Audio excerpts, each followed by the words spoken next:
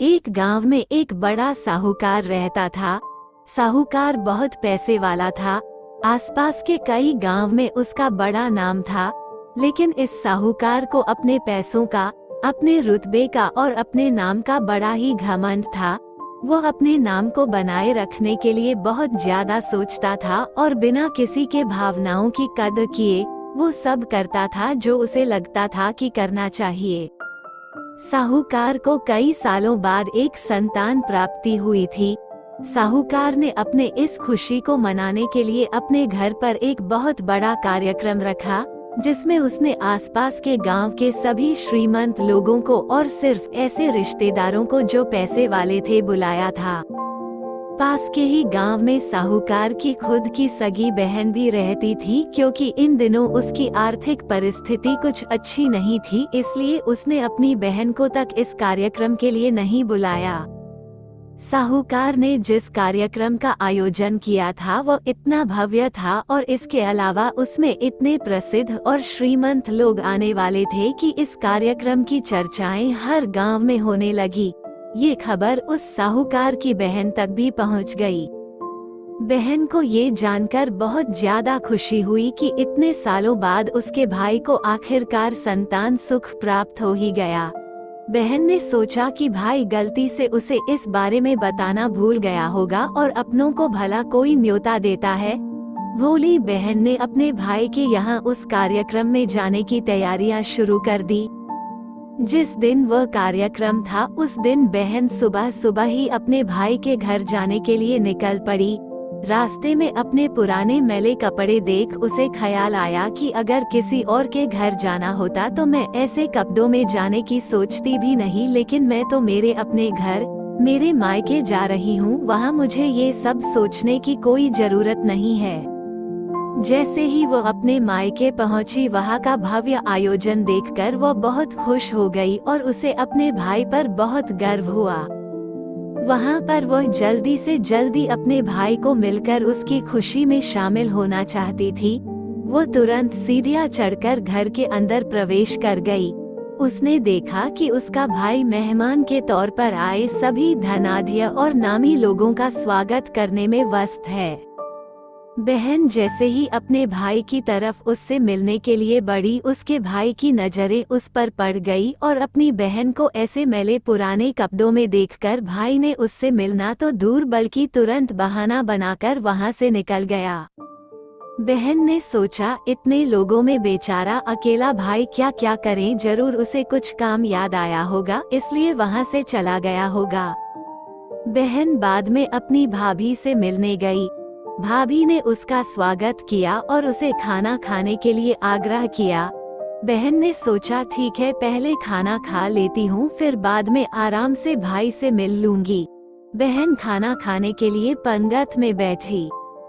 साहूकार भाई ने देखा कि अपने सभी धनवान मेहमानों के बीच उसकी गरीब बहन बैठी हुई। सभी कीमती पोशाक पहने लोगों के बीच उसकी बहन जो पुराने मेले कपड़े पहनकर बैठी थी, यह साहूकार से देखा नहीं गया। उसने अपनी बहन को अपने पास बुलवाया, भला बुरा सुनाया और वहां से जाने के लिए बोला।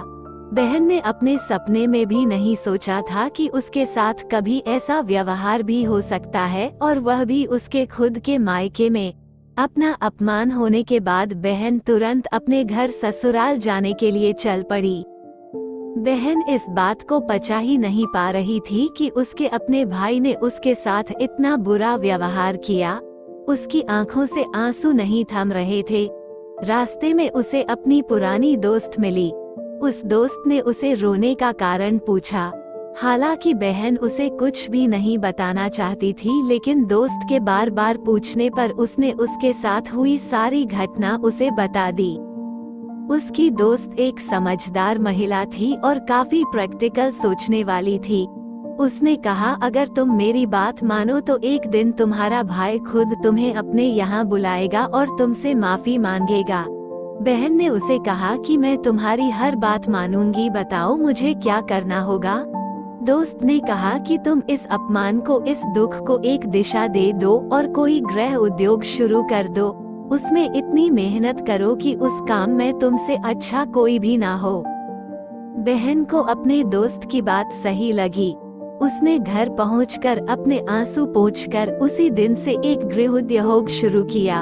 उसने दिन रात मेहनत की, अपने साथ कई और गांव की महिलाओं को जोड़ा और देखते ही देखते उसका गृह उद्योग चल पड़ा। कुछ ही सालों में आसपास के 50 गांव में उसका नाम और रुतबा काफी बढ़ गया और अब वह पैसों के मामले में अपने भाई से भी ज्यादा बड़ी बन गई।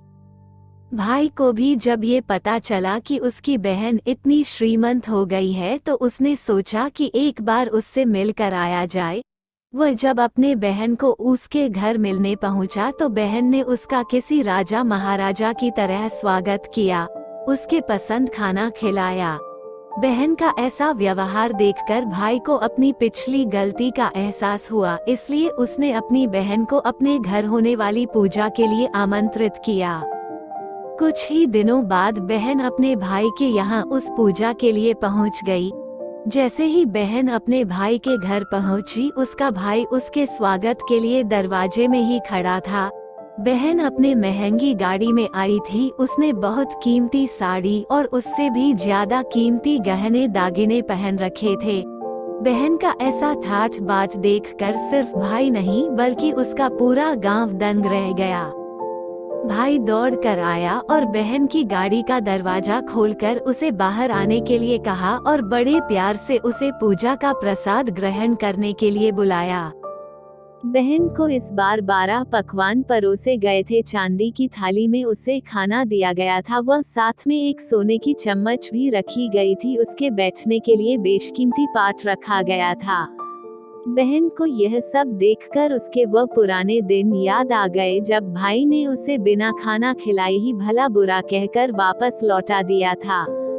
बहन खाना खाने के लिए तो नहीं बैठी, लेकिन उसने अपने सारे कीमती दागिने और जेवर उतारकर उस थाली के सामने रख दिए और खाने में से कुछ निवाले उन दागिना पर रख दिए।